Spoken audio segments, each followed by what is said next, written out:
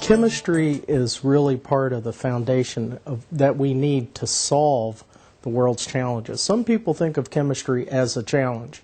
Actually, chemistry is the solution to the challenges.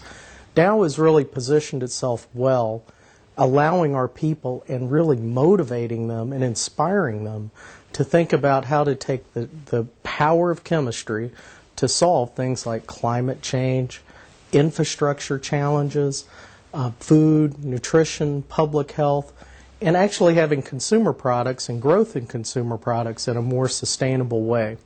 We're spending $1.6 billion a year in research. That's more than all U.S. chemistry and chemical engineering departments combined in research, and harnessing that passion of our people to really work in innovation to help solve the world's challenges. Chemistry is the answer.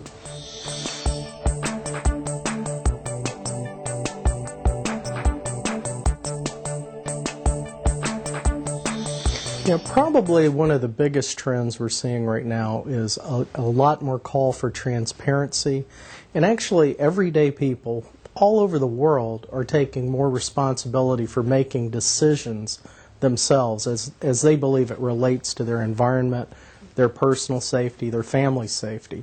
So I would say transparency is a big trend, and we're meeting that head on. We have very progressive reporting. We do a third-party validated GRI report, and we do quarterly reporting as well against our 2015 sustainability goals. That's one big trend. I think another big trend is really this area of biodiversity and ecosystem services, which is a very big area, but I'm seeing a lot more momentum and call to put valuation around ecosystem services in a way that it builds back into all kinds of economic decisions and capital decisions. In terms of our products and how we're meeting this, let me give you a few examples. We have solar shingles that Dow has developed that will go on homes, very high-tech, thin-film materials. We have batteries for hybrid cars. This is Dow Chemical. You wouldn't necessarily think of us as a solar cell company or as a battery producer. But in the materials area, we just recently were awarded, again, another U.S. EPA Presidential Green Chemistry Award for a new process to produce propylene oxide, a very important industrial chemical. But we figured out a process with dramatic reductions in waste, water use, greenhouse gas impact, etc. So when you combine those kinds of things with our emphasis in net zero homes, solar energy, new insulation, I think we're really on a track to meet the needs of the future, and we're doing the societal aspects of this, I think, pretty well by really increasing our transparency and doing a lot of public reporting.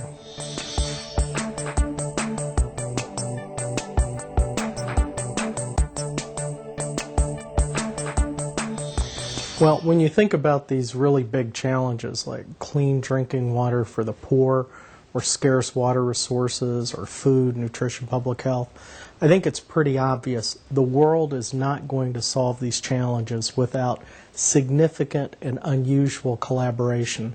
And we've actually gone out with many different partners, different sorts of customers or people in different industries we wouldn't typically work with as partners.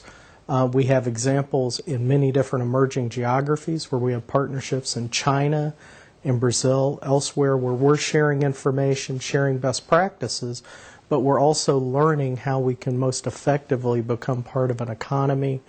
And we work a lot with NGOs.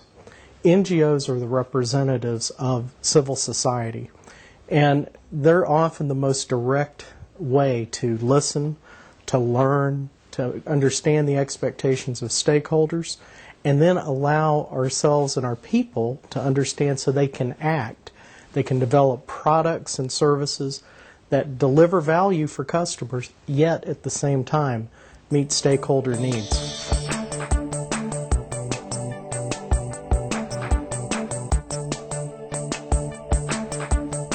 I think for external stakeholders, having a spirit of listening and really understanding concerns is very important. Another area, though, that is changing a lot are demographics. When you look at the growth of a global company like Dow, we are hiring many, many people in emerging geographies. We've hired several thousand in China in the last 5 to 7 years. So there's a tremendous surge of hiring going on. Also, in our established geographies like Europe, there's also a lot of hiring going on to keep our workforce vibrant and new, because we have an aging population in some of these some countries and in the United States. So there's a lot of hiring going on, and this hiring really needs to be done thoughtfully. I'm looking for people who are technically savvy, business savvy, but also come into work thinking a high-level, 20,000-foot view, understanding where their activities fit in a world system, what contributions they're making, how can they in their personal lives and their personal decisions make a difference through their jobs. And I think those kind of employees, I don't care if they're in China, Berlin, or New York, these kind of people are ones that you want to have in your organization. They have passion, drive, they have the technical skills, the business know-how, but they have the passion and drive to actually translate that into making a difference in the world. So I see these big demographic changes happening. I see it as a great opportunity to make an even greater company moving forward.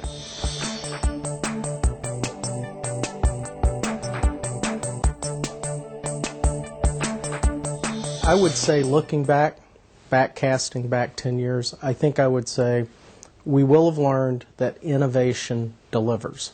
I think there will have been tremendous change for the positive.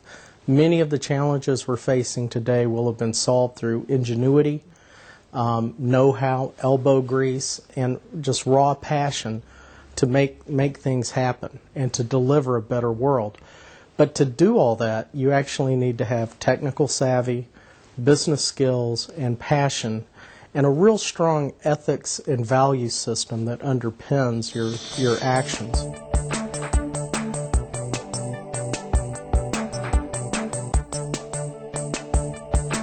I think as a trend, if you look at affluent societies, as societies get more affluent, fewer and fewer kids actually study technical subjects. You have fewer chemists, you have fewer engineers as a society gets richer. And so if you look at the whole world actually gaining affluence, I think this is a big challenge for all of us as employers. And we really have to get about, like we are in the International Year of Chemistry, get about promoting science and technical education worldwide. Because I think the trends don't favor us. If we don't get in front of school children, motivate them, make them excited about the wonders of science to actually make change happen, and show them the way that actually these are great careers, very fulfilling, and really are helping solve world challenges. I think that's a responsibility we all have in your organization and as companies, wherever we sit.